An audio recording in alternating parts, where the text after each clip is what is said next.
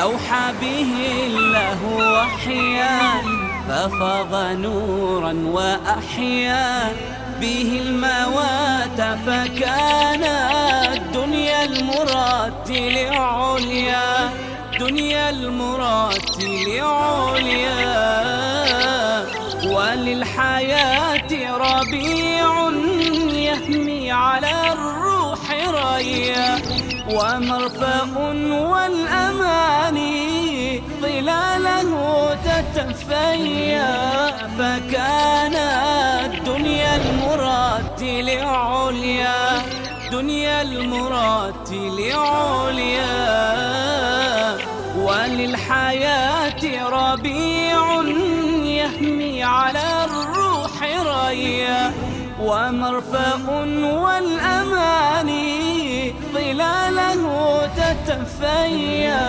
بالدمع تتلوه عيني والقلب بات نديا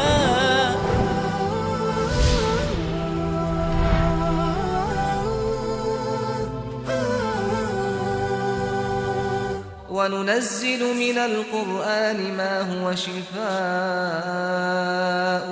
ورحمة للمؤمنين ولا يزيد الظالمين إلا خسارا. و از قرآن آنچه را که شفا و رحمتی برای مؤمنان است نازل می کنیم، ولی بر ستمگران چیزی جز زیان نمی افزاید.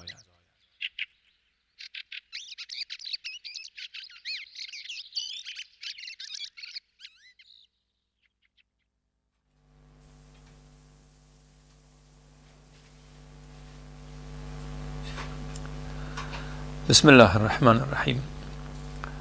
الحمد لله وكفى وسلام على عباده الذين اصطفى. رب اشرح لي صدري ويسر لي أمري واحلل عقدة من لساني يفقه قولي. خواهر و برادر عزیز و ارجمند، السلام علیکم و رحمت الله و برکاته.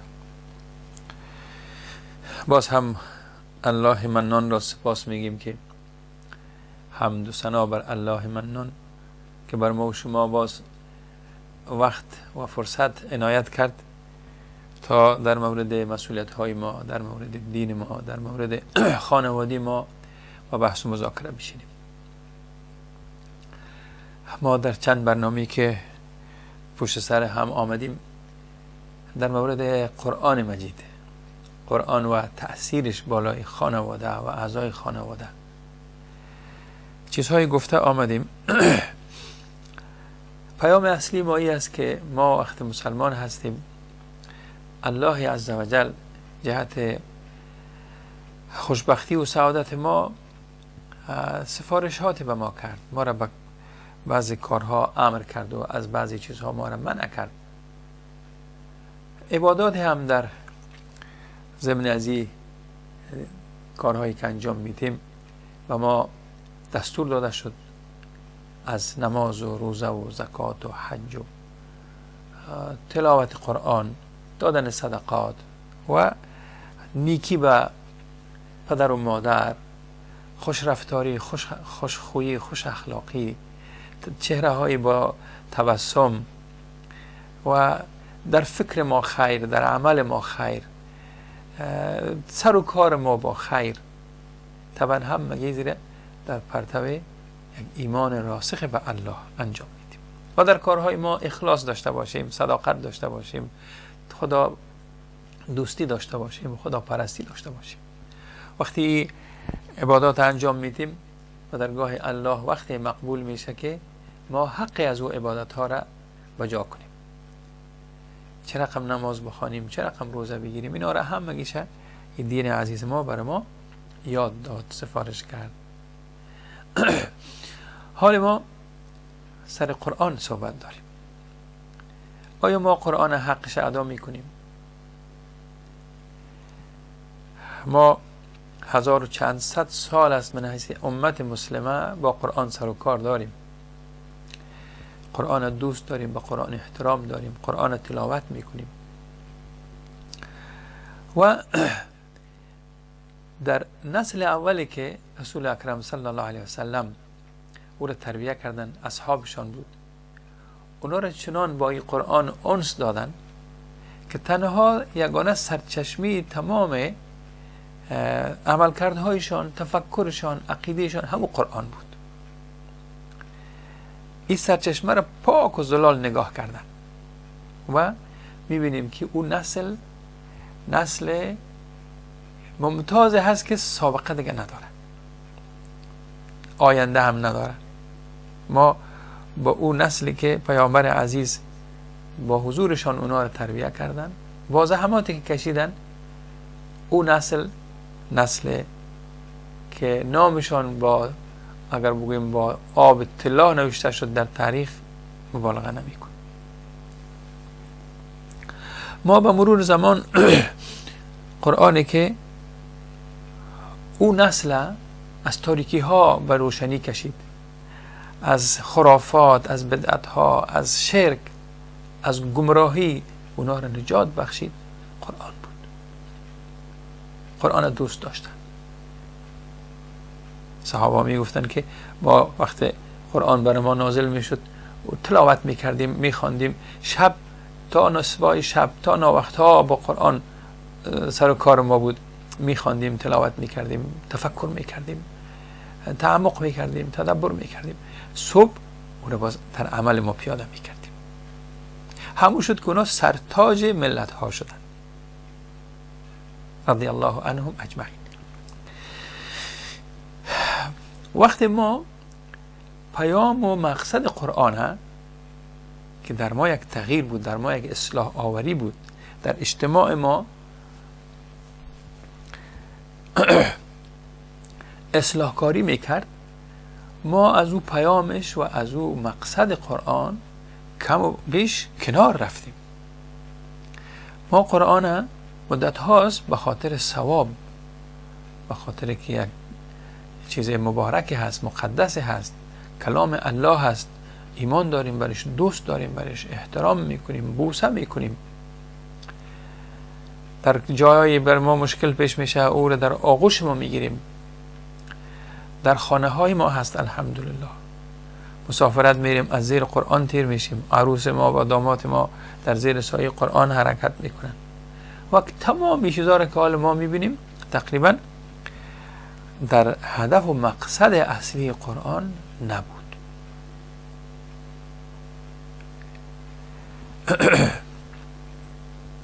در هم وقت هم وقتی که قرآن نازل شد افکار متعددی بود، عقیده های مختلف بود.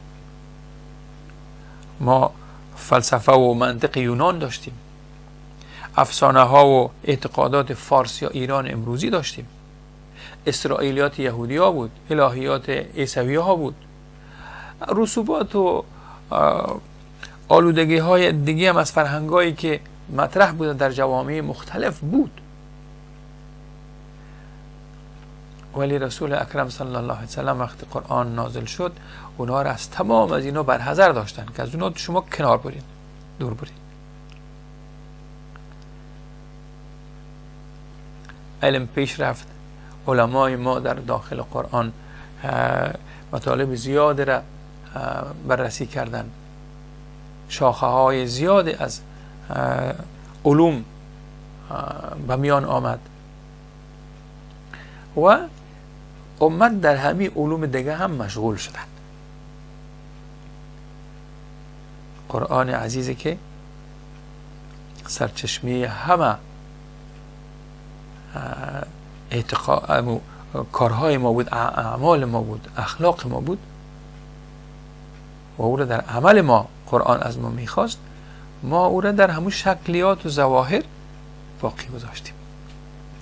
بعض وقتا حتی از قرآن، تلاوت قرآن هم بعض وقتا تأخیر میشد، شاید مدت ها میگذشت که کسی قرآن باز میکرد. در اینجا بعضی از علما که دلسوزی داشتن برای امت و قرآن توجه داشتن، مردم تشویق کردن که با تلاوت قرآن رجوع کنن. فضایل برای تلاوت قرآن، فضایل در سوره های مختلف عنوان کردن. که فلان سوره به خاطر اگر خوانده شود این فضیلت داره، اگر در این وقت خوانده شود این فضیلت داره. برای از این مشکل علاج است که مردم دوباره به قرآن رجوع بکنن و این کار سبب شد که امت یا ما تنها به ظواهر قرآن و تلاوت قرآن و ثواب گرفتن از قرآن مراجعه کنیم.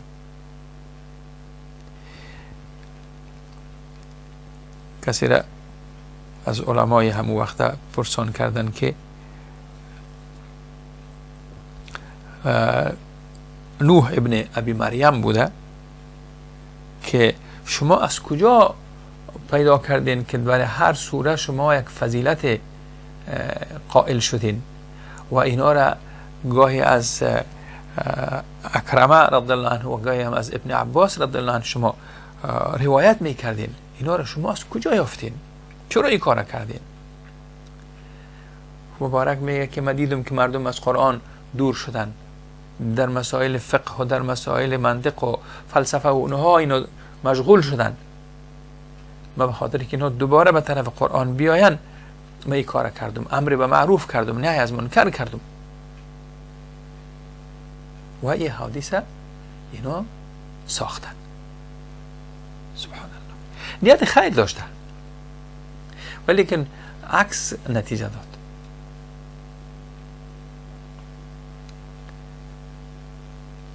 و طبعا این از ناآگاهی ماست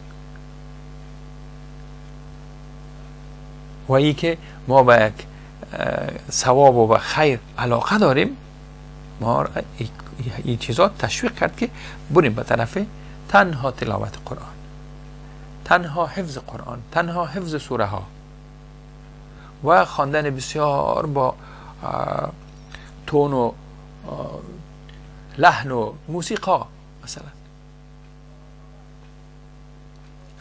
ولیکن ما پیام اصلی قرآن را ازش غافل شدیم. متاسفانه ما در وقت حال زندگی میکنیم که سخت به مشکلات دوچار هستیم، مشغول شدیم با چیزهای دیگه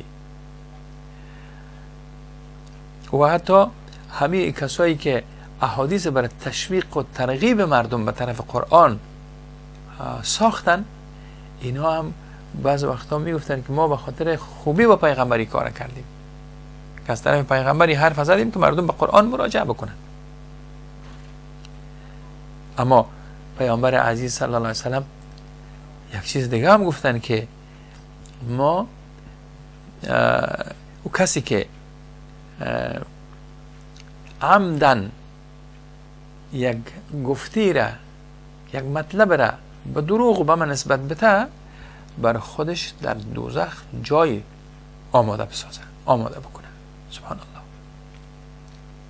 طبعا تکان میته انسانه، ولی اونها توجیهشان این بود که ما به نفع پیامبر، به نفع قرآن، به نفع دین ما حرف زدیم. خب حال ما میبینیم که سوره های مختلف میگیم که مثلا سوره ناس ای فضیلت داره، سوره فلق ای فضیلت داره، امثال از این. اگر 100 بار بخوانیم، اگر 200 بار بخوانیم، اگر این را حفظ بکنیم، اگر این را و در پهلوش هم ما یک کار دیگر هم کردیم که هوش و فکر ما را در حفظ قرآن، بدون شک حفظ قرآن فضایل زیاد داره، اما حفظ کردن قرآن به معنی تنها ثبتش در نوار یا در کست و سیدی نباشه. وقتی در قلب انسان ثبت میشه، باید سر و پای انسان قرآن متحرک باشه. مثل که صحابه قرآن های متحرک بودن، در زمین میگشتن، اونا قرآن سخنگوی و گپ میزدن. حال وقت ما قرآن حفظ بکنیم و در عمل ما او قرآن نباشه، ما خود ما را فریب دادیم. ما میبینیم که تشویق میشیم به زیاد ختم کردن. زیاد از بزرگا هم روایت ها میگیم، مثلا فلان کس در یک شبانه روز چند بار قرآن ختم میکرد. ما داریم روایت ها، احادیث صحیح داریم که یکی از صحابه که والله اعلم حضرت عبدالله ابن عمرو بودن، قرآن حفظ کردن و ایره هر شب ختم میکردن. پیامبر شنیدن صلی الله علیه وسلم، گفت حضرت عبدالله میگه مرا خواستن، گفتن که یا عبدالله ما شنیدم که خودت هر شب قرآن ختم میکنی. گفتن که ایره در هر ماه ختم کن. حضرت عبدالله میگه من گفتم که یا رسول الله من جوان هستم، از قدرت جوانی مرا اجازه بدین استفاده بکنم. گفتن در هر 20 روزی کار بکن. باز قبول نکرد، گفت که یا رسول الله صلی الله علیه وسلم من جوان هستم، از قدرت جوانی میخوام استفاده بکنم. گفتن در هر 10 روزی کار بکن. باز اصرار کرد، گفتن که در هر هفته ای کار بکن، هفته یک بار ختم کن. باز اصرار کرد. رسول اکرم صلی الله علیه وسلم دیگه جواب ندادن، خاموش شدن. حالا ببینیم دیگه هم از پیامبر عزیز ما روایت میشه که هر کسی قرآن را در کمتر از 3 شبانه روز ختم کند نمیفهمد که چی میخواند. ما اصرار نکنیم که هر شب یک ختم کنیم. و این وقت است که ما در فهم قرآن هیچ توجه نمی کنیم. فکر او شما در خواندن است، خواندنی که هیچ به او نمی رسیم که چی می فرماید قرآن بر من.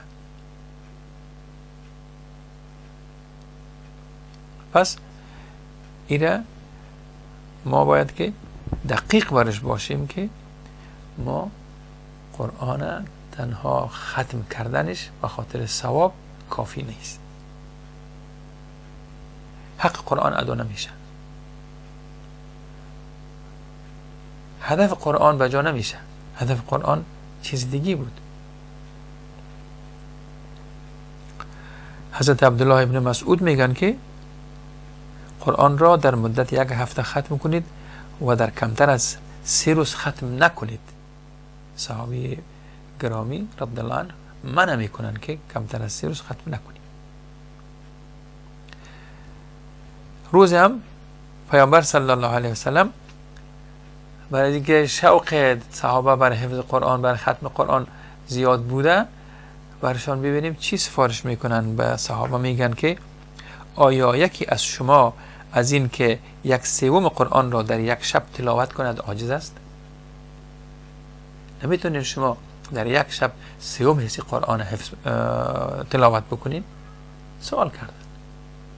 صحابه گفتن یا رسول الله آیا امکان داره که یک کسی از ما در یک شب 3 حصه قرآن 10 سپاره را بخوانه؟ ما متاسف ختمه ها 1 شبه داریم. در رمضان ها 3 شبه خود زیاد است که 10 سپاره را میخوانن. آل رسول خدا صلی الله علیه و آله مشخصا همونطور میگن. آیا 3 حصه قرآن در یک شب میتونین بخوانین؟ صحابه عجزش بیان میکنه که یا رسول الله آیا کسی پیدا خود شد که در یک شب ثلث قرآن بخوانه؟ و رسول خدا صلی الله علیه وسلم میفرمایند که سوره اخلاص 1/3 قرآن است. قل هو الله احد. یعنی کسایی که شوق دارن که من باید حداقل ثلث قرآن خود این شب بخوان 2-3 بار قل هو الله رو بخوان، یک ختم صغیر میشه. اما اگر کل قرآن شما به اون طور یک حالت میخوانین، از او چی برداشت میکنین شما؟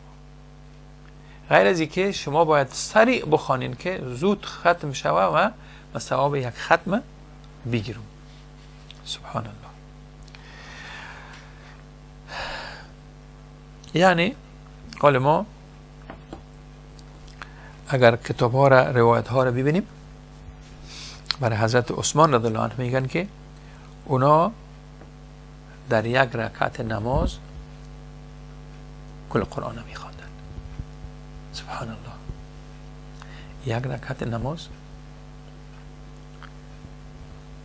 این حدیث هم حدیثی نیست که سرش اعتماد کرد.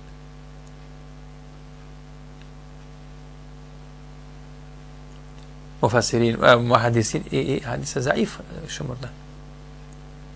ولیکن امیر خود انسان یک فکر کنه که آیا امکانش هست در یک رکعت نماز ما 30 سپاره قرآن بخوانیم؟ معجزه پیامبر که نیست، کرامات اولیاء، اینا باز به کجراه میبریم. ما از کرامات یک چیز دیگه میخوایم بسازیم. بعض وقتا میگن در وقت برکت بوده. نه، اینا ما توجیه میکنیم برای راست ساختنی از این حرف. حالا وقتی میبینیم که قرآن میگه شما در قرآن تدبر بکنید، قرآن برای شما نازل کردیم، شما او را بخوانید، تدبر کنید، تفکر کنید. پس وقتی که ما میخوانیم، چی در نماز میخوانیم چی تنها میخوانیم، باید در روی فکرم کنیم یا نکنیم. اگر ما در نماز قرآن میخوانیم و در معنایش فکر کنیم، ما را شیطان زود از نماز ما بیرون بردن نمیتونه.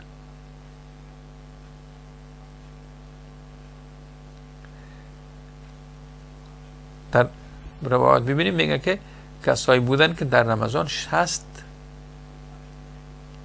ختم میکردن. در یک ماه 60 ختم میکردن. بعضی هم میگن که از بین نماز عصر تا از ظهر تا عصر یا از مغرب تا عشا، از شام تا خفتن، کسایی بودن که قرآن ختم میکردن. مثلا اگر این شما با عقل سلیم خودش آدم حساب کنه که اگر بین عصر و بین شام و خفتن یک فاصله به طور متوسط 1 ساعت باشه، ما در این فاصله 1 ساعت 30 جزء قرآن، 30 سپاره را میخوانیم. یعنی در هر 2 دقیقه 1 سپاره را میخوانیم. ما چی میخوایم از این قرآن جور کنیم؟ اولش خیلی امکان نداره در 2 دقیقه شما 1 سپاره را بخونید. اعوذ بالله. این کار یکی خب مخالف شیوه پیامبر است صلی الله علیه و سلم، خلاف سنت است. رسول الله تاکید کردن او جوان که از جوانی خودش، از قدرت جوانی خودش میخواست استفاده بکنه، وقتی که کمتر از 1 هفته، در 1 هفته که آمد دیگه گپ نزدن، جواب ندادن برش.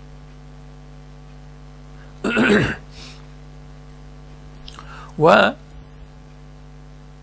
اگر ما بگوییم که تشویق است برای کسایی که باید ختم بکنن، چرا این قسم تشویق میکنیم کسی را که باید همیشه ختم کنه، هر روز ختم کنه یا هر هفته چند بار ختم کنه؟ که اینا چی میخواین از این؟ حق قرآن ادا نمیشه. قرآن شکایت میکنه از ما.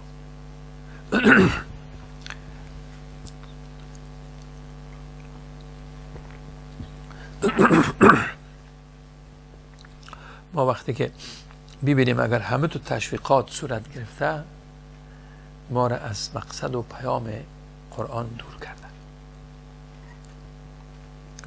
ما به شکل ظاهری قرآن که در رو تلاوت بوده، خوش لحنی بوده، مثلا همین چیزا بوده، ما مشغول شدیم.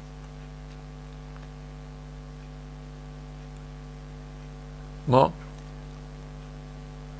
زیاد تشویق کردیم که با قرآن مونس قرآن باشیم، قرآن رفیق ما باشه، قرآن چراغ قبر ما باشه، راهنمای زندگی ما باشه، و این را صرف خواندیم. سابقا خواندن به معنای فهمیدن بود. اگر پیامبر عزیز صلی الله علیه و آله میگن بسیار قرآن بخوانید، معنیش که بخوانید که بفهمید. شما یک کاغذ را، یک کتاب را به یک کس میتین که میره بخوان، یعنی ایره بخوان بفهم. وقتی الله منان قرآن برای ما میده که بخوان، پیامبر عزیز صلی الله علیه و آله میگن قرآن بخوانید شما، یعنی بفهمید شما چی است. وقتی فهمیدین باز عمل کنیم. ما مسابقات برای حفظ قرآن داریم، پروگرام های زیاده برش میگیریم، ولیکن توجه در فهم قرآن.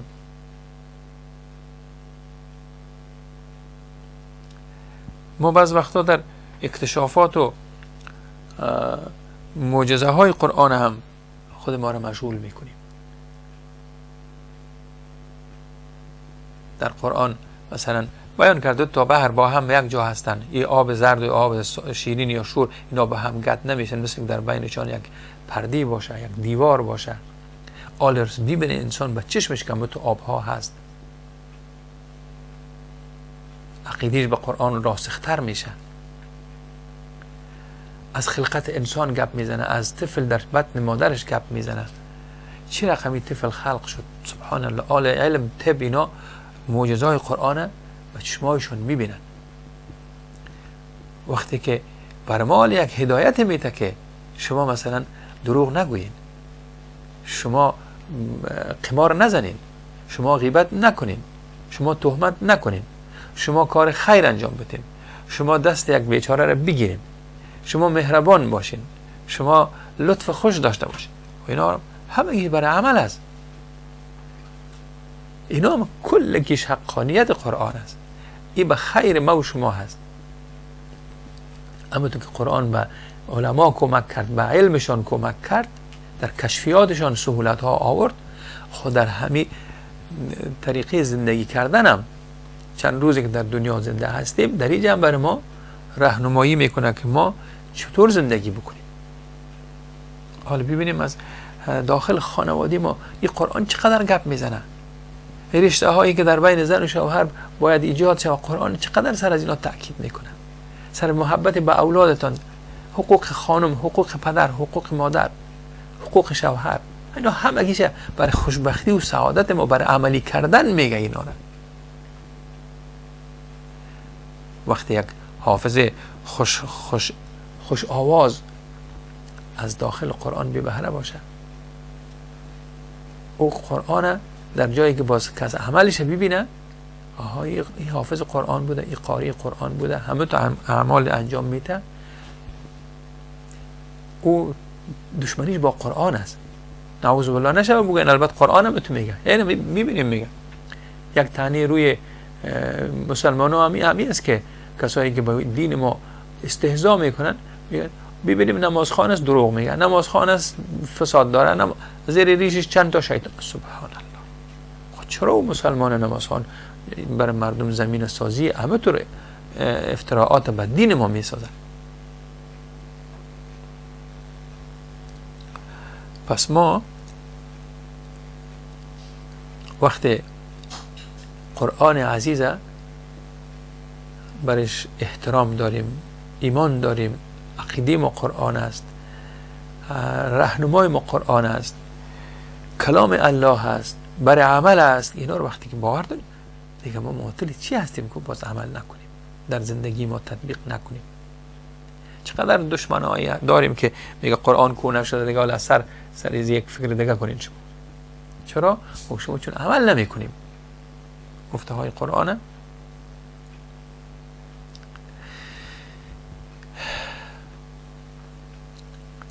ما میبینیم که اگر خود قرآن نیست، تأثیر قرآن در حضورش است. وقتی قرآن در زندگی ما نباشه، من حیث یک کتاب خالی باشه، یک کتابی که شکل ظاهریش میبینیم، لمس میکنیم، بوسه میکنیم، میخوانیم، ولی مفهومش مطلبش ما نفهمیدیم و تطبیق هم نمیکنیم، پس قرآن حضور نداره در بین ما. قرآن برده رفته است پیش ما. دیگه ضعف ایمان ما به قرآن همین میشه که قرآن در زندگی ما حضور نداشته باشه. و ما هم شعار میتیم که قرآن دوست داریم، قرآنی کتاب برحقی هست، کتاب آسمانی هست. و کسایی هم میبینیم که با قرآن خیلی سر و کار دارن، در ختمه ها هستن، در مسابقات قرآن هستن، تلاوتش بسیار با لحن بسیار خوبی میخوانن. آخر ما میریم به یک میان برنامه، انشاءالله باز دوباره برمیگردیم. السلام علیکم و رحمت الله و برکاته.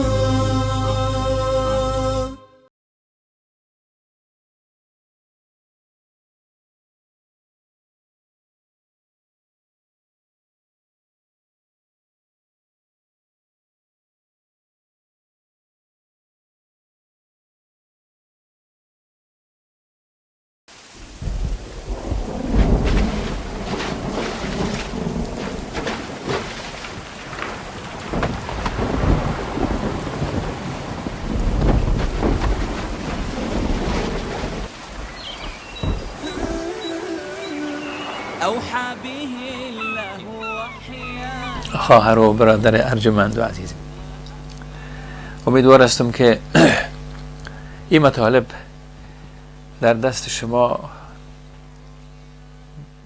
یک موقعیت خاصی داشته باشه، توجه شما برش. راستی دوباره بریم به طرف قرآن. قرآن را درست بخوانیم، به معنایش هم توجه کنیم، یاد بگیریم خواندن قرآن، درست خواندن یاد بگیریم، مقبول خواندن یاد بگیریم، ولیکن با تفکر و تدبر در معانی و مفهوم قرآن.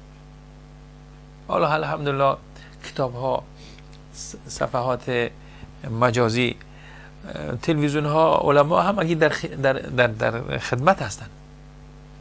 ما باید از این چانس استفاده بکنیم، خود ما را آگاه بسازیم به پیام قرآن. قرآن از ما چی میخواد؟ قرآن چی پیام داره؟ تنها اکتفا نکنیم برای خواندن و برای گرفتن ثواب. خدا نخواسته فرض میکنیم همیشه قرآن میخوانیم، از هر حرف قرآن هم باور داریم. رسول خدا صلی الله علیه و سلم این برای ما گفتن که هر حرف قرآن 10 اجر داره. ما وقتی یک آیت میخوانیم چند حرف از تمام اجرا را ما گرفتیم. اما اگر که ما یک وقتی از این غافل شویم که قرآن از ما چیزهای دیگه هم میخواه، قرآن ما را اجازه نمیده که افترا کنیم، قرآن ما را اجازه نمیده که ریاکاری کنیم، قرآن ما را اجازه نمیده که غیبت کنیم، قرآن ما را اجازه نمیده که دروغ بگوییم.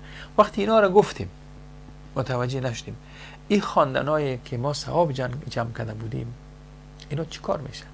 حق مردم خوردیم، برای ما حلال و حرام دیگه مطرح نباشه. ما از این خواندنهای قرآن هیچ بهره نمیبریم.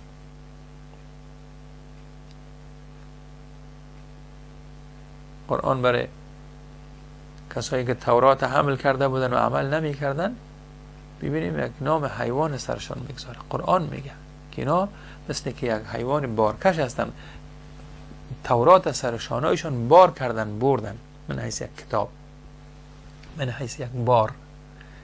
نشه که خدای ناخواسته ما حافظای قرآن داشته باشیم، قاریای قرآن داشته باشیم و اونا مثل می باشن که فقط سرشانه هایشان رو حمل میکنن. نعوذ بالله. یک مجله مصری هست، یک داستان واقعی بسیار المناک را از یک ازدواج یک دختر خانم با یک پسر بیان میکنن. میگه که دختر جوانی بود، امام مسجد که خودش حافظ قرآن بود، یک جوان خوش صورت و خوش اندام و خوش سلیقه، خوش لباس، که در پهلوی از این چیزهای ظواهرش حافظ قرآن و صدای بسیار نازنین داشته. امام مسجد بود در اون محله، نمازهای جمعه را میدادن، نمازهای پنجگانه را و امامت از او مردم میخواندن. این پسر خواستگار این دختر میشه. سبحان الله. این دختر میگه که من گفتم که هم دنیا را آل به دست آوردم هم آخرت. از بین چقدر دخترها این امام مرا انتخاب کرد. آل من خوشبختترین عروسهای محل هستم. و میگه هر وقت با این زندگی آیندیم فکر میکردم قلب میلرزید از خوشحالی و اتو فکر میکردم که فرشته های خوشبختی دیگه بالای سر ما پرواز میکنن. خب خواستگاری صورت گرفت، عقد شد. مادر دختر پیش از اینکه عقد شود، مادر دختر میگه که مادرم از پدرم خواهش کرد که در رابطه به جوان یک پرسپال بکنین، یک تحقیق بکنیم. میگه پدرم برش خنده کرد که خانم این امام مسجد است، این هر کسی تعریف میکنه، ببین اثر سجده در پیشانیش است، حافظ قرآن است، من کجای زیاده که تحقیق بکنم؟ خیر، راضی شدن، خواستگاری صورت گرفت، دختر رفت خانه بختش. حال دیگه دختر میگه من در بهشت که پیش رویم تمثیل کرده بودم و خانه سعادتم پای گذاشت. چند روزی سپری شد و یک وقته جوان چهره اصلی خودش بر من نشان داد. سبحان الله. وقتی دیدم که هیچ به تعهدات خودش دیگه وفادار نیست، به هیچ چیز دیگه بندوباز نیست، احترام در نزد از او هیچ ارزشی نداره. خدایا گفتم من خودم در کجا میبینم؟ این قاریه که پیشانیش با سجده داغ شده بود، آل او پیشانی چنان ترش است که با من حرف درست نمیزنه. او زبانی که با قرآن سر و کارش بود، از او آل چنان کلمات زشت و ناروایی به طرف من میبرای که تعجب میکرد. خدایا چی میشنم؟ او دستهایی که میگفت در وقت نماز بلند میشد به طرف تکبیر تحریمه، آلی دستها به طرف مشت و سیلی به طرف من بلند میشه. سبحان الله. خدایا چی میشنم؟ چی میبینم؟ او پایهایی که میگه به طرف مسجد میرفت صبح آل وقت عصبی میشه در سر راهش هر چیزی بیایه وار میکنه او لغت و سبحان الله. گفتم حیران ماندم که خدایا چیکار شد؟ این شیرینی و خوشبختی دیگه از خانه من نقش بست، از خانه من رخت بست. همه آرزوهای من همه نقش بر آب شد. خدایا من با کی ازدواج کردم؟ و دختر میگه که نه احترام خانواده مانده پیشش، نه با اعضای فامیل من، نه با اعضای فامیل خودش چندان ارتباطی نداره. وقتی که اینا را من در قرآن خوانده بودم که روابط فامیل از صله رحمی است، اینا ای حافظ قرآن، ای شوهر من از اینا همگیش محروم است. این خوش رفتاری هایی که با مردم باید انجام می شد، اینا همگیش یک شعار بوده.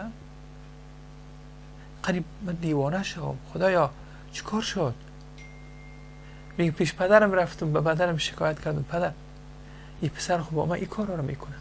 پدرم سر من خشمگین شد که بچیم تو مبالغه میکنی، افراط میکنی، از او پسر حرفایی تو باور نمیکنم. رفتم با مادرم گفتم مادر روزگارم به این رقم است. مادرم میگه بچیم راست میگی، ولیکن صبر کن، چاره نداری. این زشتی های از این بغیر از اینکه صبر کنی الله برات اجر میده. صبرم میگفت لبریز شد. ماها گذشت، سالها گذشت، هیچ کسی به این دیگه نصیحت هم کرده نمیتونستن. یگان کسی هم که برای مشوره میدادن مشوره رو نمیپذیرفت. او خودش در مقامی بود که دیگرها رو باید مشوره میداد. کسایی هم که میانجی شدن در بین آمدن برای صلح و آشتی و اینا وقتی دیدن که حرفشان کسی گوش نمیکنه، اینا هم پایشان کشیدن. آل مادر ما جز گریه و ناله و خود ما جز غم و اندوه دیگه چیزی نداره. پدر ما آل وقتی متوجه شده، آل از خجالت به طرف مادرم سیر کرده نمیتونه که مادرم گفته بود که امیر یک دفعه تحقیق بکو. و هم بیچاره شد. و این دختر میگه که ذره ذره جام تلخ زندگی را من می نوشیدم، جز پشیمانی و آه و حسرت چیزی هم نداشتم. و در اوجه طفل در وسط بود که ما چاره جز تسلیم شدن به وانمود ظلم و ستم راهی نداشتم.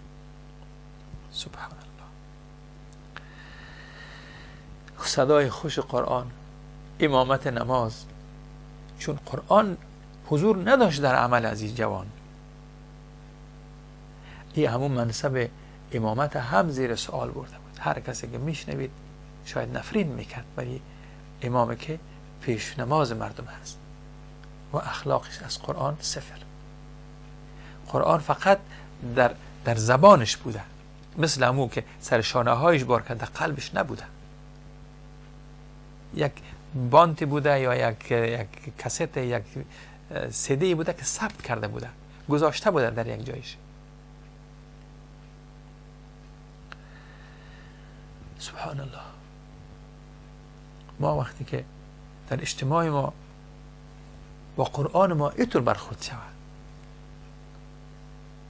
و زبان دیگرها را هم دراز بسازیم سر خود ما یک داستانی به خاطر ما آمد که یک وقت در یکی از مساجد ختم قرآن مجید بود در رمضان شریف. یکی از قاری های معروف دعوت شده بود در اون مسجد، اینا ختم کردن. در آخر ختم دعا کردن و بعد خانم ها که در تشریف داشتن در اون مسجد در ختم شرکت داشتن، در تراویح شرکت داشتن، اینا خواهش کردن که ما یک لحظه با قاری صاحب ببینیم، زیارت میکنیم قاری صاحب. قاری صاحب هم رفتن در همون بخشی که خانم ها هستن و این خانم ها را قسم میکردن که خانم ها از بس به وجد آمده بودن، احساساتی شده بودن، محبت قرآن در سر از اینا بود و طرف قاری صاحب رفتن، گاهی سرش و گاهی رویش و گاهی دستش بوسه میکردن، لمس میکردن. قاری صاحب هم گاهی دست میزد و گاهی دعا میکرد. و این قاری صاحب نمیگفت که ای مردم شما نامحرم هستین، به من دست نزنین. اینا مشغول همین تلاوت های قرآن بودن، مشغول ختم های قرآن بودن، از داخل قرآن، از حلال و حرام. سبحان الله. امت با کدام حالت رسیده؟ اینطور نیست که یک دفعی ما اینطور شده باشیم، در یک روز درست شده باشیم. سر ما نفس ما کار کرده، سر ما شیطان کار کرده، سر ما دشمن کار کرده. کی کار کرده که قرآن از زندگی ما کنار زده؟ قرآن در شکل ظاهرش ما برش علاقه داریم، محبت داریم، نور چشم ما هست، روشنی قلب ما هست، حلال مشکلات ما هست، کل شعارها.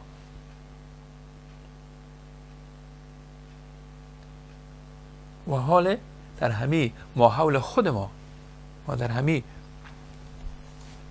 اروپایی که هستیم، در همین جامعه هستن الحمدلله پسرایی که دعوتگر هستن، با دین سر و کار دارن. یک ایده از اینا وقتی میبینیم در داخل خانواده میشن، مسئولیت در گردنشان میفته، یک خانم یک همسر می داشته باشن، طفل می داشته باشن، اینها قربانی دعوت هستند. حال مردم میترسن که با اینا، با کسایی که دعوتگرا هستن اسلام حرف میزنن، دخترشان رو به اینا بدن. میترسن، در حالی که دخترها پسرها همین رقم آرزو دارن که یک خانم محجبه داشته باشن، یک خانم اسلام دوست داشته باشن، مسلمان باشن، حلال و حرام مراعات بکنن. ولی وقتی زندگی رو جور میکنیم میبینیم که چند روز بعد این زندگی ها به هم میخوره. ما هنوز شاهد یک هفته دو هفته محفل خوشی نیستیم که غم میباره. مثل که مجله مصری از احوال دختری که انتظار جوانی بود که دنیا و آخرت به طرفش مثل که می آید. جوانی که حافظ قرآن بوده، از آخرت برش پیام میاره، و جوانی که با این شکل زیبا و سلیقه های جوانی و عصر حاضر این برش دنیایش هم آباد میکنه. میبینیم که هم دنیایش خراب کرد، والله اعلم که آخرت هم برش مان چیزی نه.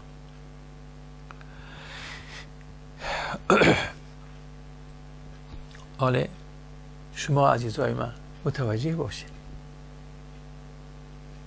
خدای نخواسته این حرف من این نیست که ما قرآن تلاوت نکنیم، قرآن ختم نکنیم، او کارم بکنیم. قرآن هم برای ما ثواب داره، خواندنش، دوست داشتن قرآن، احترام به قرآن، مقدس دانستن قرآن. اولادهای ما را بگذاریم اونا حافظ قرآن شوند. باید این قرآن در سینه ها حفظ شود، قرآن متحرک شود اینا، نه قرآنی که فیته یک جهاز برای ثبت قرآن باشن. ویدیو باشن، کست باشن. استغفر الله. اینا انسانی که در او قرآن روح دمیده، اخلاقش قرآن ساخته، عملش قرآن ساخته، گفتارش از قرآن است، قضاوتش قرآن است. سبحان الله. او به خاطر قرآن جانش را تقدیم میکنه، مالش را تقدیم میکنه. و او قرآن خانه، او حافظای قرآن کار داریم.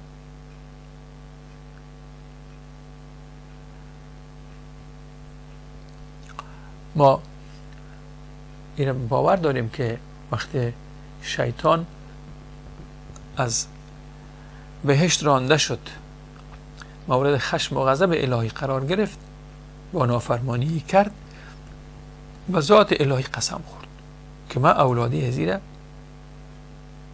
از راه میکشم، اولادی آدم علیه السلام که ما و شما هستیم. اینا رو یک جای تلاش میکنیم که تو خودم یک جای جهنم ببرم. چه قسم میخوای ما را از راه بیرون کنه؟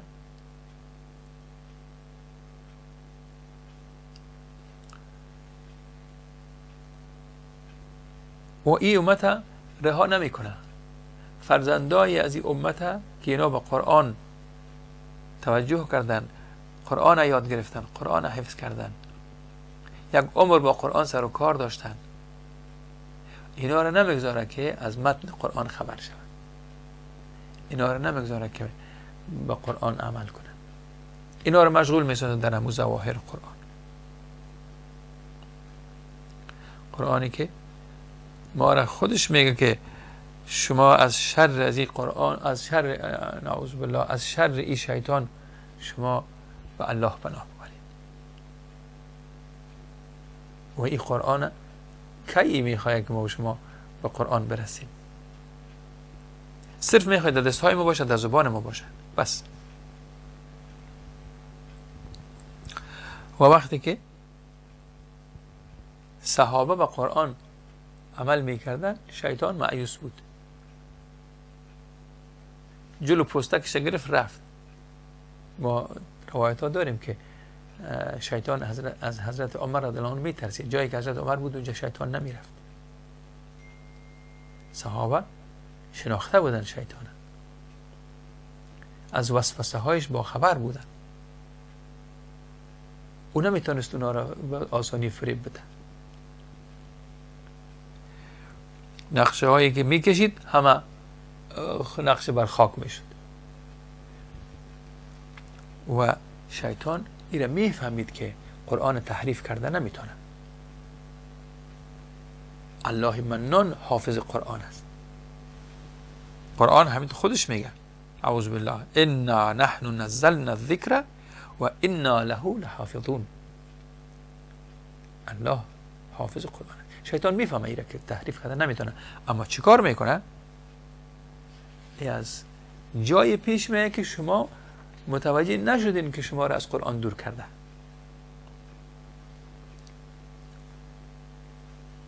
شیطان وقتی ما را قانی ساخت که مشغول ختم باشیم، مشغول تلاوت باشیم، صرف تلاوت کنیم و تیز تلاوت کنیم، زود زود بخوانیم، چند تا ختم کنیم، پس ما را از قرآن دور کرده.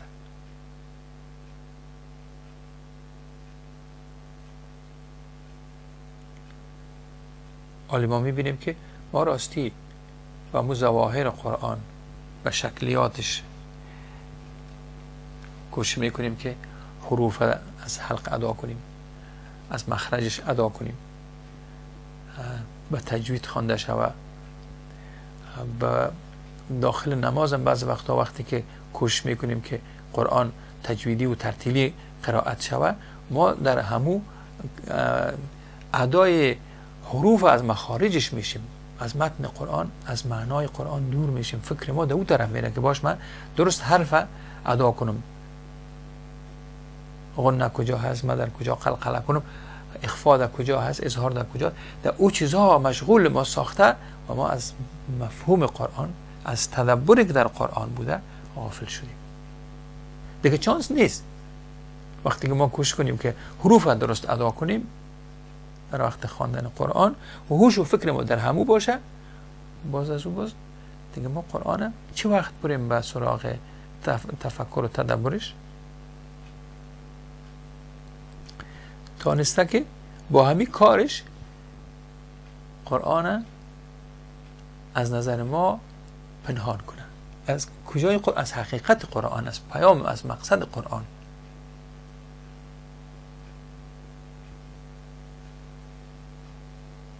حالمی هم سبب میشه که ما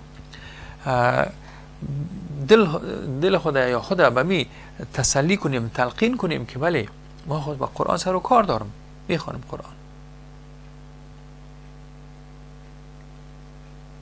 ولیکن ما را خاموش ساخته در بیان مفهوم قرآن،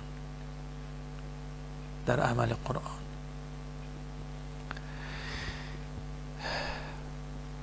ما وقت چطور میده و امیدوار هستم که یک لحظه باز بریم به طرف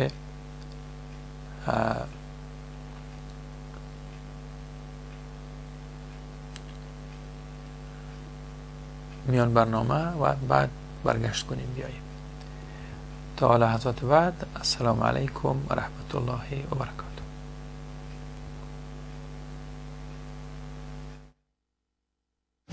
بسم الله الرحمن الرحیم. خواهر و برادر عزیز و ارجمند، امیدوار هستم که شما هم تلفن شماره تلفن گذاشته شده، شما هم صدای مبارکتان رو بیرون کنین که برنامه را یک قسمتش هم مشترک پیش ببریم. ما مشغول که شدیم با قرآن مجید. چند چیز بسیار آشکارش است که ما شما میبینیم، همیشه میبینیم. رادیو و تلویزیون از برنامه‌های خاص قرآنی هست که همیشه تلاوت قرآن گذاشته میشه. شب و روز احتمالش هست که از بعض برنامه ها قرآن مجید پخش میشه. تلاوت است، تلاوت قرآن است. مدارس است، بعضی حتی مدارسی که سطح علمی بلند دارن میبینیم که به مبالغه نکنم به هزارها حافظ قرآن از اون مدارس و مجامع فارغ میشن و تلاوت هایی که ما از قرآن عزیز داریم اینا میبینیم مسلسل هست. حتی بعض وقت ما چنان توجیه میکنیم که دیگه ما به قرآن چی خدمت کنیم. قرآن بعض مطبعه ها هستن به چقدر صحافت و زیبایی قرآن چاپ میکنن. بعض قرآن های مجید است که میبینید کلمه های الله یک رنگ طلایی یا رنگ خاص به خودش داره. صفحات مزین میکنن با میناتورکاری ها، رنگ بسیار زیبا، پر مصرف. خب این خودش مثل که ما را تلقین بکنیم ما خود ما را که دیگه قرآن از ما چی میخواه. به زبانهای مختلف هم ترجمه شد. حالا شاید هم هیچ زبانی در دنیا نباشه که قرآن به او زبان ترجمه نشده باشه. خب کاری که یعنی تقریبا ما را از مفهوم قرآن، از مقصد قرآن دور میکنه، همین ابزار و ظواهری که ما با قرآن عزیز مشغول هستیم همین سبب میشه که ما اکتفا بکنیم بر روابط ما با قرآن. خب حیله شیطان ساتیری نیست. شیطان تانسته با حیله هایش ما را از قرآن دور کنه. مثلا بعض وقتا همین خود تلاوته. بسیار وقتا شما اراده میکنین که بشینم یک صفحه قرآن بخوانم، یک کار براتون خلق میشه. برو با صبا میخوانم، برو پسانتر میخوانم، دیرتر میخوانم، شب نتونستم خواندن صبح میخوانم. شما روزهای جمعه برای خودتون وظیفه گرفتین که سوره کهف میخوانین، ولی همون روز جمعه شما کارهای براتون پیدا میشه که سوره کهف هم خواندن نتونین. خب هم شما میبینیم که از تلاوت هم گاهی ما پس میمانیم و بعد از این اگر تلاوت کردیم شروع کردیم به تلاوت سعی کنیم که شیطان چه کارهای دیگر بر ما ایجاد میکنه. احساس خستگی میکنیم، واز کردیم خواب ما میآید. از یک در وارد میشه شیطان که فکر شما را که از اون چیزا مشغول کنه که از خود خواندن قرآن نعوذ بالله شما احساس خستگی کنین و خوابتان بیاید. یا هوشیار هستین میخوانین میگم که وقت کم است و میره زود کده بخوانم که همین سوره را مثلا نیت کردین که چند صفحه یا یک سوره را ختم کنین خلاص کنین، بنابراین وقت سعی میکنین وقت کم است با سرعت میخوانین. با سرعتی که خواندین شما دیگه در معنا و شو در برای فکر کردن و تدبر دیگه وقت شما نداریم. یکان وقت شما را فکرتان که دیگه چیزا مشغول میکنه. قرآن میخوانین رفتین بازار، رفتین به یک مشکل خانوادگی، قرآن میخوانین مثل که در نماز هستیم. نماز وقتی که میخوانین چیزهای به ذهنتان میاد که 10 سال او کونه است، یک بار نه در سر نماز به یادتان میاد. در قرآن خواندنتان بعض وقت فکرتان اگه مشوش شد شما را نمیگذاره که در مفهوم و متن قرآن توجه داشته باشید. و همین رقم شما را پیشترم که گفتم در ادا کردن حروف از مخارجش مشغول میکنه. باید درست تجویدی بخوانم، گوشتان میگیرین که ما آیا قاف درست قاف گفتم ها گفتم. که از اینا که شما مشغول شدین از فکر که در مفهوم قرآن میکردین در متنش میکردین شما مشغول میشین به یک چیز دیگه. یکان وقتم شما میترسین که براتون تشویش خلق میکنه که اگر فهمیدی معنای قرآن باز مجبور استی عمل کنی. از این خاطرم نعوذ بالله بعض وقت یکان هست کوشش کنه که نخوانه نفهمه. سلام علیکم و رحمت الله. برنامه رحمت است، بفرمایید. سلام علیکم و رحمت الله و برکاته. بله صاحب سوال داشتم. بفرمایید. خیر. علیکم السلام و رحمت الله. سوال خودم هم است. شوهرم هم نماز میخوانیم، در نماز خواندن نمی شزده که میکنیم وقت عین شزده کردن سبحان ربی الاعلی میگیم چشمای ما چشم قط میشه. خود ما شوهرم هم این مشکل داریم، چشم قط میشه. آیا شوهرم گفت این امیر است مولوی شد پرسان که گناه داره یا نداره؟ بسیار خوب خواهر. سوال دیگه هم داشتم. سوال این است که نمی پروگرام های شما در کتوب هم میبینیم به خاطر که پروگرام های شما خوب است مفید است. پروگرام های شما 2016 شما هست نمی خواهش دارم که 2017 شما را در یوتیوب ببانیم و بینم و خواهش دیگه دارم به انگلیسی اگر بنویسی فارسی را نمیتونم ببینیم سی و انگلیسی هم اگر بنویسی. بسیار خوب خواهر، خدا خیرتان بده. من یادداشت کردم انشالله استودیوی مرکزی هم متوجه مطلب دوم شما شدن. ما اگرچه در یوتیوب هست در برنامه های 2017 هست، خب بازم یک تاکید برای استودیو مرکزی میکنیم که اونا انشالله متوجه از این برنامه هستن. بسیار زیاد تشکر و نمیره که انگلیسی هم بنویسیم. ما میخوایم باز پروگرام های شما رو میخوایم در موبایل خود دانلود کنیم، نمیتونم متاسفانه که با فارسی نمیتونم بخونم. بسیار خوب بسیار خوب. تشکر خواهر عزیزم، لطف کردین. تشکر بسیار. برنامه خوبتان موفق باشین. مهربانی کردین. شما رو خدا حفظ بکنه، سلامت باشین. خداوند خانواده های مثل شما را زیاد داشته باشه که با این برنامه ها سر و کارتان است. خدا اجر بده بر شما. بله خواهر عزیز من، برنامه رحمت. السلام علیکم. بفرمایید صحبت کنین.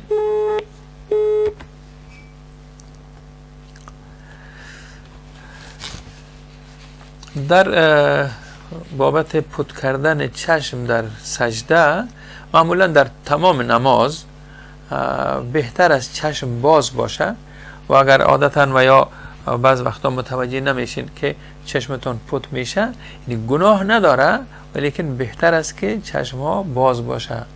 امیدوار هستم که مطلب ادا کرده جواب سوال شما را گفته تونسته باشم.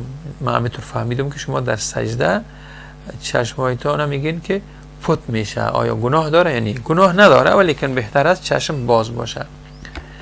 برنامه رحمت، السلام علیکم.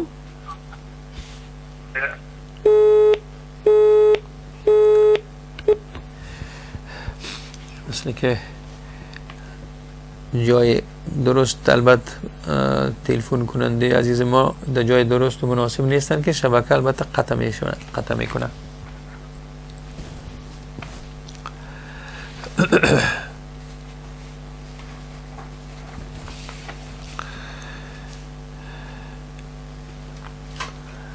امام غزالی رحمت الله علیه میفرمایند، میگن که موانعی که فهم قرآن سبب میشه، یکیش همی است که کسی که قرائت میکنه، تلاوت میکنه، امی متوجه مخارج حروف میشه. است که پیشتر هم یاد کردم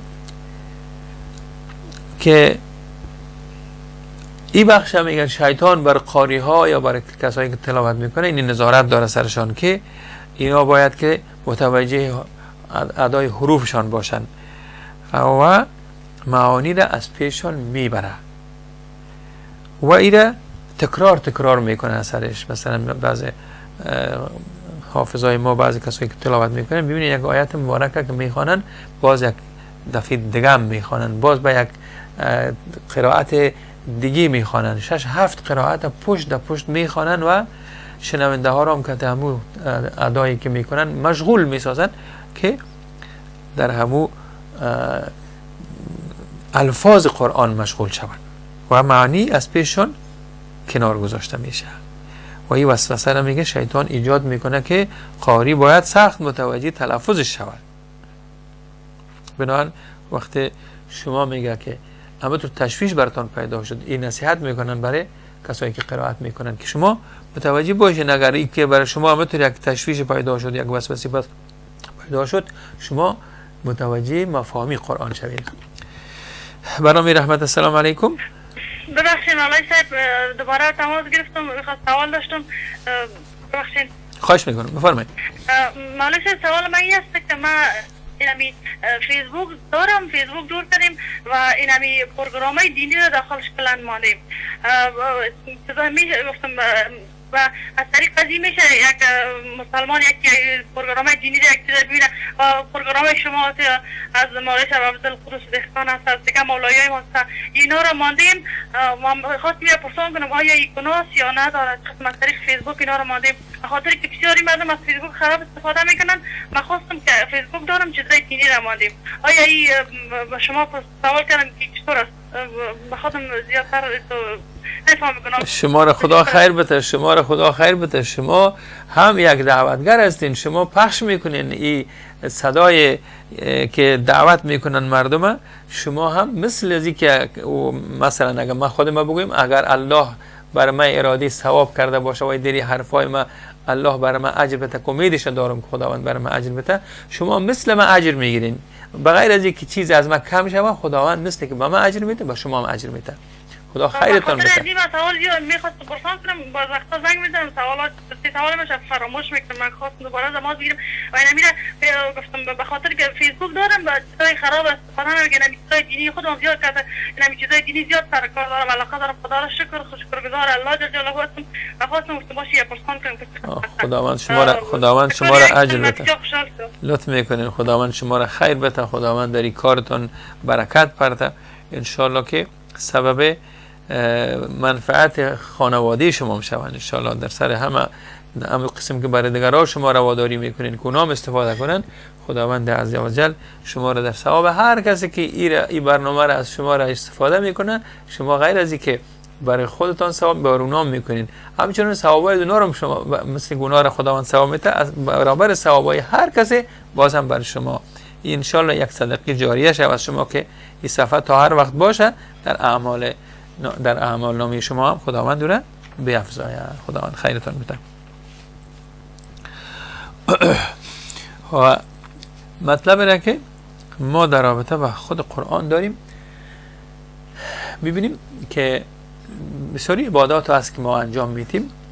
در قرآن مثلا مشخص یک مطلب است که شما وقتی قرآن تلاوت میکنین شما با الله از شیطان رانده شده پناه ببرید. سبحان الله. در روزه و نماز و حج و زکات اینا رو نمیگن. طبعا ما شما خود ما سفارشات دین ما است که از شیطان و الله الرحمن پناه ببریم. ولیکن در قرآن آیت در سوره النحل است که اعوذ بالله فاذا قرأت القرآن فاستعذ بالله. از کی؟ فاستعذ بالله من الشیطان الرجیم. از اون شیطان رانده شده. وقتی که تلاوت قرآن میکنین، شما وقتی قرائت قرآن میکنین و الله منان، به الله عزیز از شر از شیطان رانده شده پناه بجویید. سبحان الله. یعنی همون شیطان این قرآن همراه سخت دشمنی داره. این قرآن است که راههای شیطان بسته میکنه. این قرآن است که دست و پای شیطان بسته میکنه. این قرآن است که تمام دسیسه های شیطان خنثی میکنه. با او خاطر است که با قرآن این مقابله میکنه. نمیمانه که انسان با قرآن سر و کارش باشه. اگر باشه هم قسم باشه که از قصد پیام اصلی قرآن او غافل شود. او خاطر خود قرآن عزیز همیره به ما سفارش میکنه که ای کسی که تو مرا تلاوت میکنی، ای قاری که تو مرا قرائت میکنی، وقت قرائت من تو از شیطان رجیم، از شیطان رانده شده و الله پناه ببر. سبحان الله. چقدر زیبا هستی. شما پس میبینیم که این قرآن را که ما اگر خدا نخواسته فراموشش کنیم، از زندگی ما بیرونش کنیم، در زندگی عملی ما، در زندگی ظاهری ما که ما هست، بعضی کسا عادتش در جیبش میمونن قرآن و در هر جای هم استفاده میکنه، قرآن باز میکنه میخوانه. ولیکن اگر همین خواندن قرآنش با معنا و مفهومش باشه که اونا را درک کنه، بعد از اون در زندگیش پیاده بکنه، عمل بکنه، تحقق ببخشه به او است که حق قرآن ادا میشه.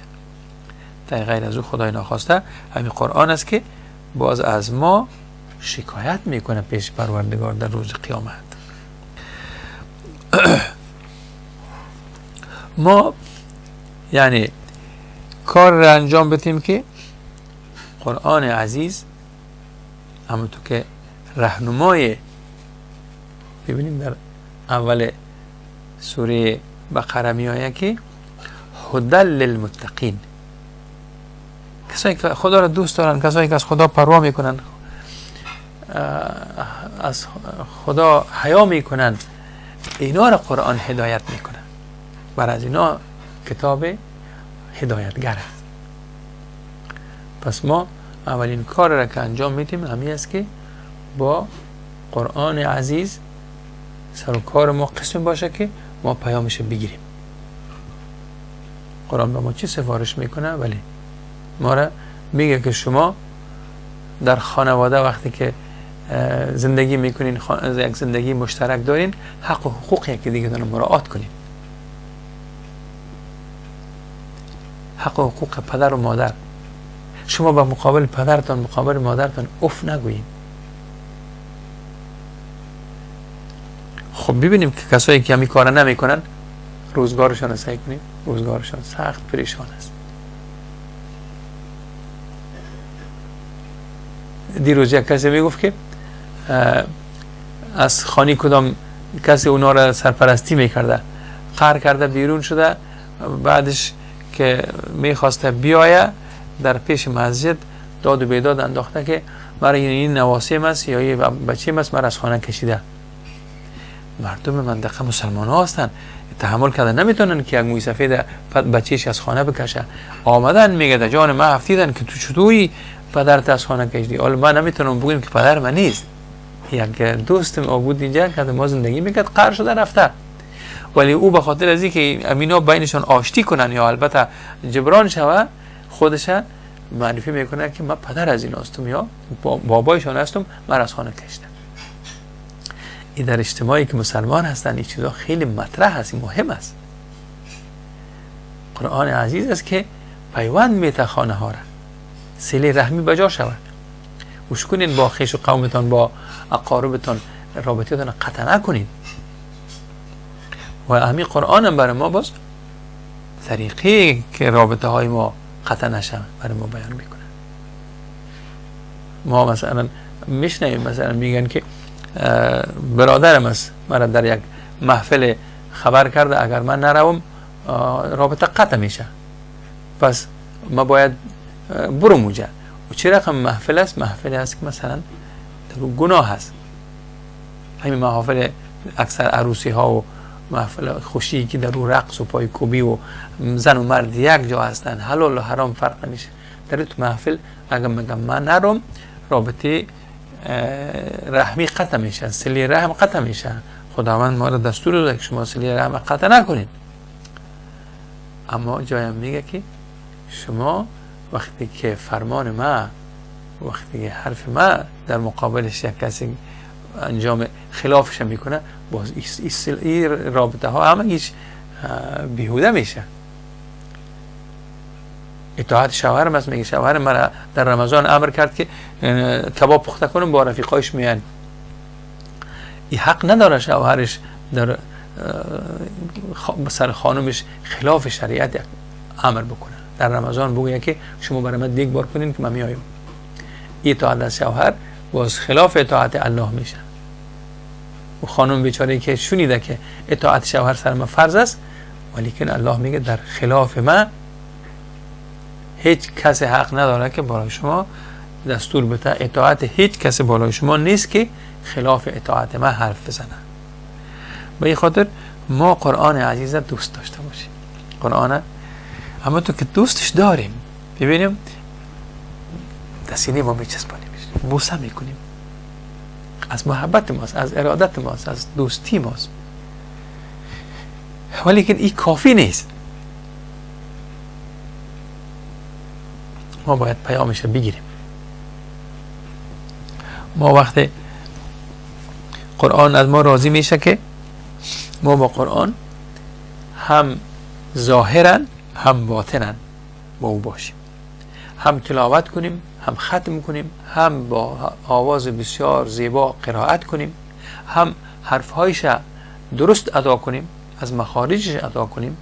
علم تجوید است، بله چقدر زیبا خوانده میشه وقتی که ما تجویدی بخوانیم. اما اوتور باز یک کار نشود که پیام اصلی قرآن است پیش ما ضایع شود. ما امیدوار هستم که این سلسله صحبت های ما نه تنها در روی زبان های ما نباشه، ما اینها را باید عمل میکنیم. اگر شما در بعضی کسا میگن که شما هم یک امر قرآن انجام بدین شما خوشبخت میشین. واقعیتش هم همینطور هست. امی که یک انسان بگه من دیگه دروغ نمیگم، شما ببینید که از دروغ نگفتنش برای چقدر مفاد میرسه. اگر بگه یک از بعد دیگه من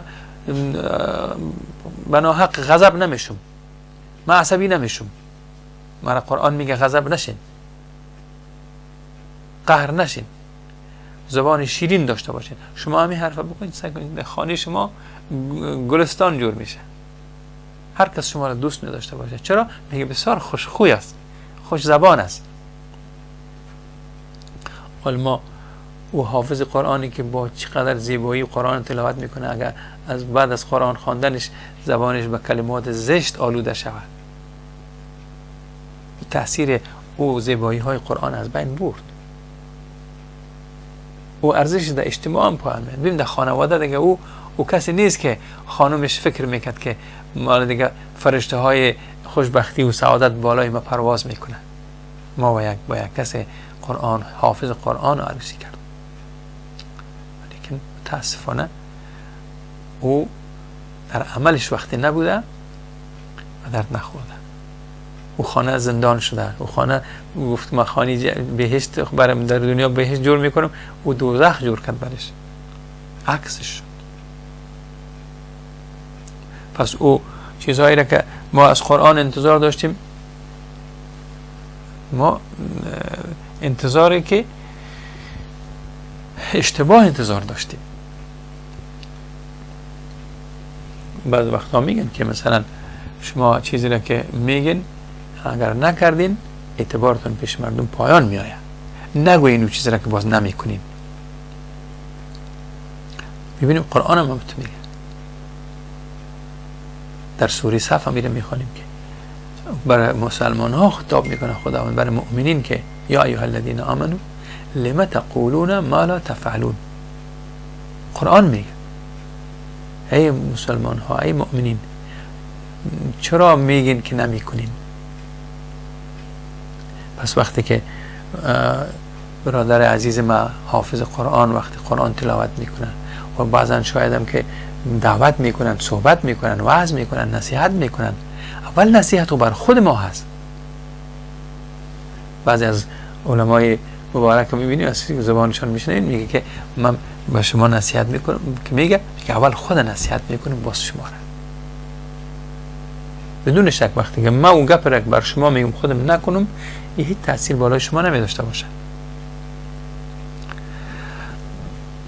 ما از خواهرها و برادرای عزیزم که تا حال با ما بودن تشکری میکنم، از خداوند منان تمنا میکنم که یا الله قرآن همه قسمی که بهار قلب های ما هست، نور سینه های ما هست، حلال مشکلات ما هست، خدایا ما را این لیاقت نصیب بکو که ما با قرآن زندگی کنیم.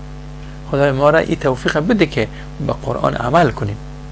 قرآن دستور العمل زندگی ما باشه، در خانواده ما حکم قرآن باشه.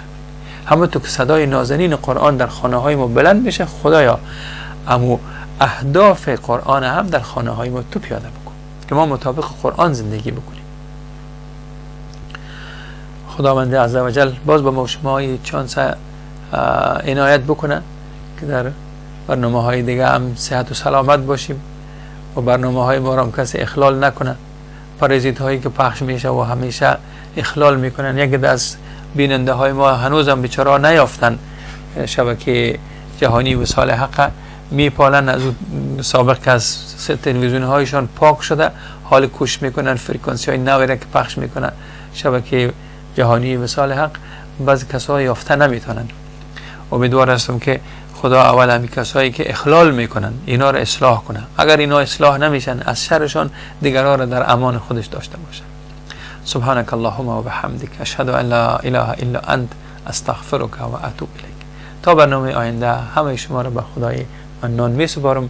السلام علیکم و رحمت الله و برکاته.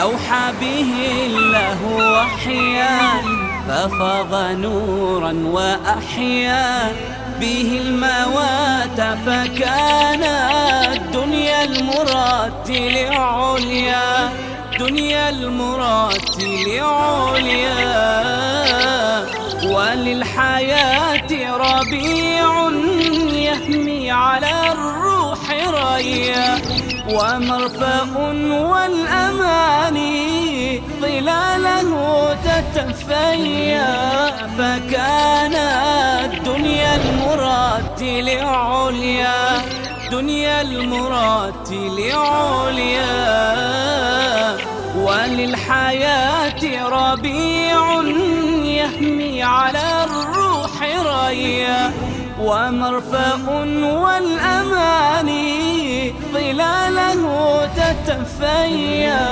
بالدمع تتلوه عيني والقلب بات نديا.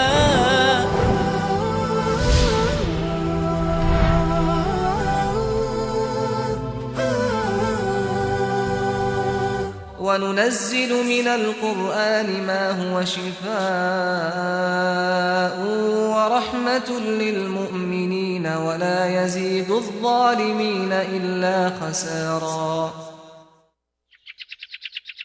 و از قرآن آنچه را که شفا و رحمتی برای مؤمنان است نازل می کنیم، ولی بر ستمگران چیزی جز زیان نمی افزاید.